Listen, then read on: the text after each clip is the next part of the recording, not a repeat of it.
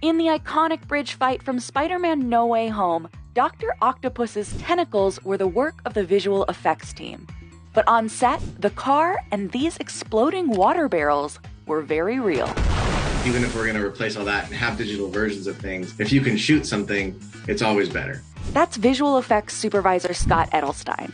His team collaborated with special effects supervisor Dan Sudik to find the right mix of practical and digital to create No Way Home's action-packed bridge fight.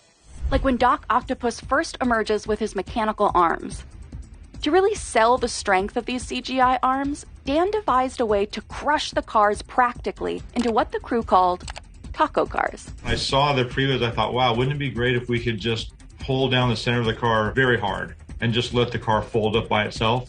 First, Dan built a steel platform with a hole in the middle. Then he placed the car on top of it and attached 2 cables to the bottom center of the car, pulling it through while it's split in half.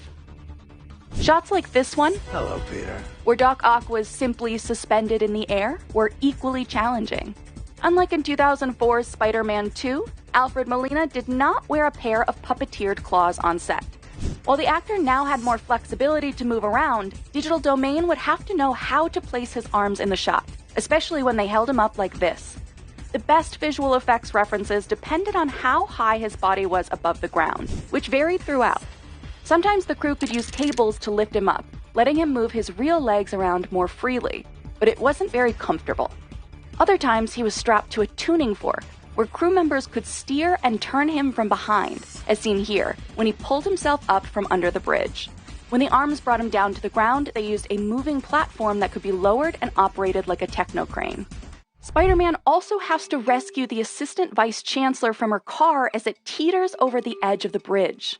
The entire stunt was broken up into 3 parts: the car going over the bridge, the car crashing through the guardrail, and the car dangling in the air. This required building a whole new set. While the main stretch of highway was on the ground, this one was elevated 20 feet so the car could hang without hitting anything.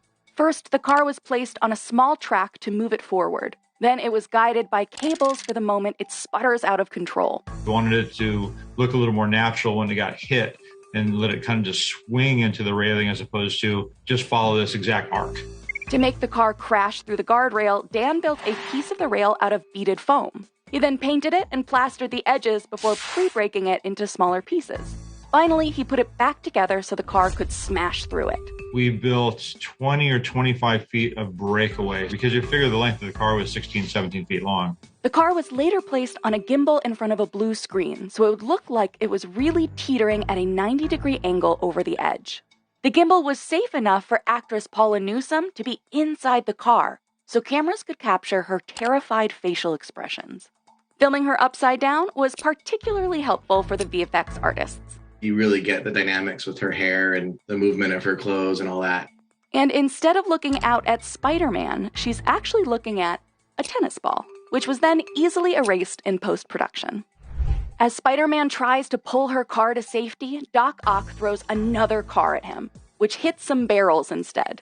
According to Dan, the director wanted it to be raining water, so Dan had to manipulate both the car and the barrels.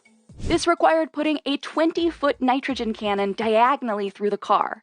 That cannon was attached to a high-pressure accumulator to launch it forward. Dan also filled the water barrels with pyrotechnics linked to a timer. We knew the speed of the car going into the barrels, so we knew how many tenths of a second it would take for the car to hit all the barrels. Once the car hit the first barrel, each one blew up in order at the speed the car was coming at them. Many of these fighting shots actually used digital doubles, which worked out since the nanotech-powered Iron Spider suit was created with CG. You've outdone yourself, Peter. For the tentacles, Doc Ock's jacket had holes in the back of it. These red tracking marks allowed VFX to accurately place the arms, despite the constant moving camera and action. You can locate where the arm is and really stick it to that little dot, because if it's swimming around, then it looks like it's swimming around on his back. And it was up to Scott and his team to enhance all these crashes and explosions, while populating the shot and digitally extending the bridge. According to Scott, Digital Domain created 250 static cars parked on the bridge, plus 1,100 digital cars driving around the city in the distance. Those cars are all variations of just a handful of digital car models. Meanwhile, the cars that were closest to the camera needed to be digitally scanned.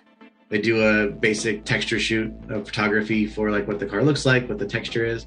When adding these digital cars in, each car is then customized based on the action on screen to ensure continuity. So the team had to keep track of everything from dirt stains to the exact position where a car was originally placed. Well, there's like a whole lot that goes